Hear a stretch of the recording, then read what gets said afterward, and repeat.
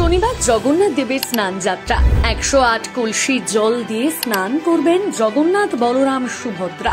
সিল্কের দড়ি থেকে বিশেষ আঠা, সবেরই ব্যবস্থা চলছে জোর কদমে।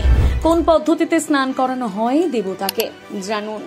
শনিবার 22শে জুন জগন্নাথ দেবের স্নান যাত্রা। জ্যৈষ্ঠ পূর্ণিমার দিন মহাপ্রভু জগন্নাথ দেবের বিশেষ এই স্নান যাত্রা উপলক্ষে পালিত হয়। এই একটি দিনেই প্রভু জগন্নাথ, বলরাম এবং দেবী সুভদ্রাকে কয়েক ঘড়া জলে স্নান করানো হয়। স্নান যাত্রার শেষে জ্বর আসে তার। 15 দিন পর্যন্ত অন্তরালে রাখা হয় এই তিন দেবতাকে। ইতিমধ্যে স্নান যাত্রা উপলক্ষে পুরীতে চলছে শেষ মুহূর্তের প্রস্তুতি।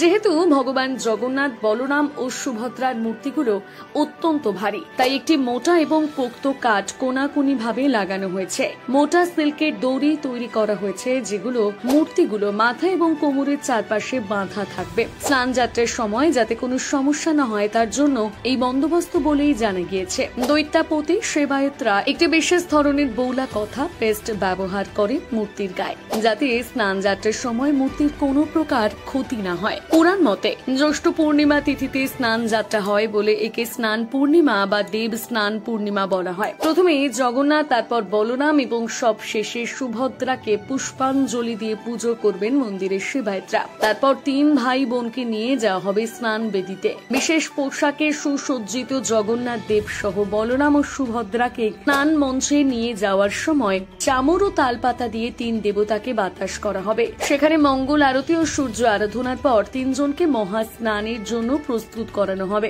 মন্দিরের দক্ষিণ দিকের দরজায় থাকবে কুয়ো। সেই কুয়ো থেকে 108 ঘটি জল তুলে সেই জলে স্নান করানো হবে তিন দেবতাকে। স্নান যাত্রার পর থেকে 15 দিন পুরীর মন্দিরের দরজা সাধারণের জন্য বন্ধ থাকবে। 108 কলসি জলে স্নান করে এরপর জ্বর আসবে তিন দেবতার। সর্দি জ্বর হওয়ার কারণে তাদের এই সময় মন্দিরের অন্য একটি ঘরে অন্তরালে রাখা হবে। রাজবৈদ্যের দেওয়া ওষুধ ও পথ্য খেয়ে 15 দিন পর আবারও ভক্তদের দর্শন দেবেন তিন দেবতা। 15 দিন পর জগন্নাথ দেব নানা বেশভূষায় সুসজ্জিত হয়ে দর্শন দেবেন। আর তখনই জগন্নাথ ধামে পালিত হবে রথযাত্রা।